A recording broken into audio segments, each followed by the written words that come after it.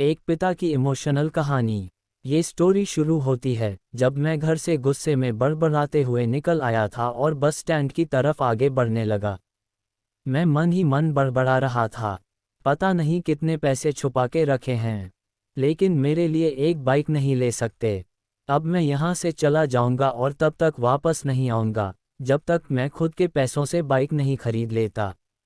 इतना सोच ही रहा था तभी मेरे पैर में मुझे कुछ चुभने का एहसास हुआ। नीचे देखा तो समझ आया कि जल्दबाजी में पापा के जूते पहन आया हूँ। उन जूतों में कील उभरी हुई थी, जो मेरे पैर में बार बार घाव किए जा रही थी। लेकिन उस समय गुस्सा अधिक था तो मैं बड़बड़ाते हुए आगे बढ़ गया। एकाएक मुझे याद आया कि मैं पापा का पर्स भी साथ ले आया हूँ। मेरे खुराफाती दिमाग में एक ख्याल आया, क्यों ना आज पापा का पर्स चेक किया जाए, जिसे आज तक उन्होंने किसी को हाथ तक नहीं लगाने दिया था। पता नहीं कौन सा खजाना छुपा है इस पर्स में जो किसी को हाथ नहीं लगाने देते थे। जब मैंने पापा का वह पुराना पर्स खोलकर देखा तो उसमें पैसे तो नहीं मिले, लेकिन पैसों की जगह पर एक डायरी रखी हुई थी। तब मैंने सोचा, ओह, तो यहाँ खजाना छुपा रखा है।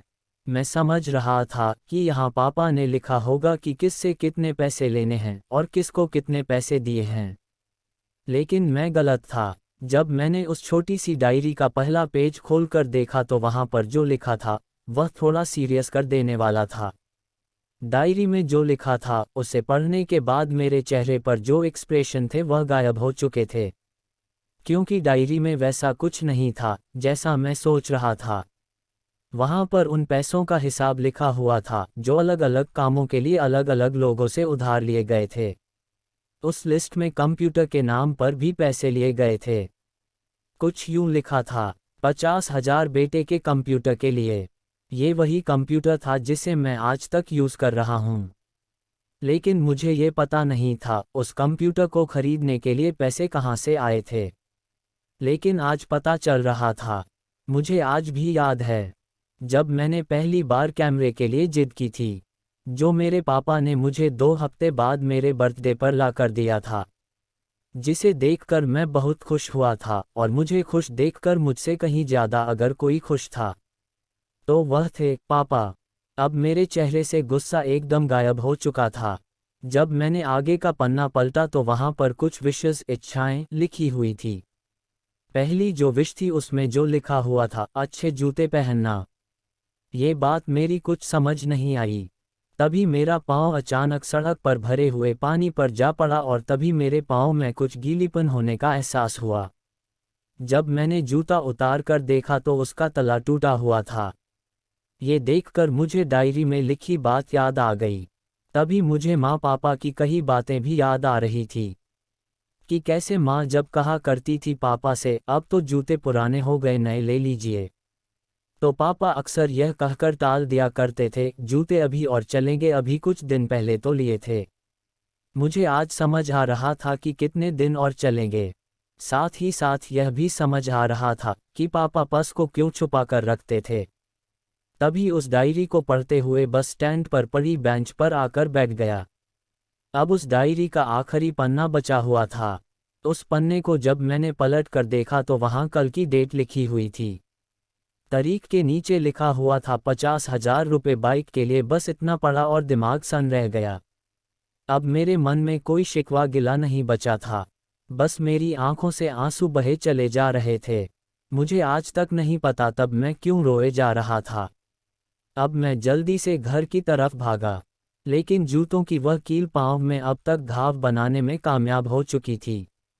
मैंने जूतों को रास्ते में ही निकाल कर फेंक दिया और भागते लड़खड़ाते हुए घर जा पहुंचा, लेकिन पापा घर पर नहीं थे। मैं समझ गया वह कहाँ थे। मैं सीधा पास वाली बाइक एजेंसी की तरफ भागा। पता नहीं आज कहाँ से इतनी ताकत आ गई थी कि मैं भागते हुए थक नहीं रहा था, और वह भी बिना जूतों के नंगे पैर। जैसे तैसे मैं बाइक एजेंसी पर पहुंचा। पापा वही थे।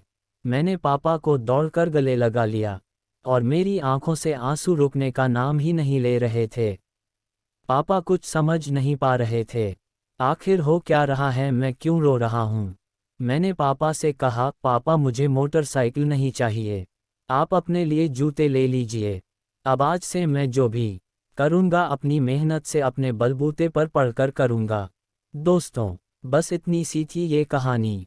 ये हार्ट टचिंग स्टोरी लिखते हुए आज मेरी भी आंखें नम हुई है। मैं आज आपसे कहना चाहूँगा, ठीक ऐसे ही होते हैं हमारे पिता। हम अक्सर देखते हैं कि हम अपनी माँ से हर बात शेयर करते हैं और माँ भी इसके बदले में हमें बहुत प्यार देती है। लेकिन एक शख्स ऐसा भी होता है जो हमें छुपकर प्यार करता है। वह होते हैं हमारे पिता। ये परिवार में एकमात्र ऐसा व्यक्ति होता है जो अपने बच्चों से उन्हें बिना जताए छिपकर प्यार करता है, खुद की इच्छाओं को मारकर बच्चों के लिए सपने देखता है और उनकी खुशी में ही खुश हो जाता है। मुझे नहीं पता कि आप अपने पेरेंट्स की इज्जत करते हो या नहीं, लेकिन अगर आपके पास पेरेंट्स हैं तो आप बहुत खुशनसीब हो, क्योंकि इस दुनिया में बहुत से लोगों को तो पेरेंट्स का प्यार भी नसीब नहीं होता। अंत में मैं यही कहना चाहूँगा कि माँ बाप की भावनाओं का सम्मान करें।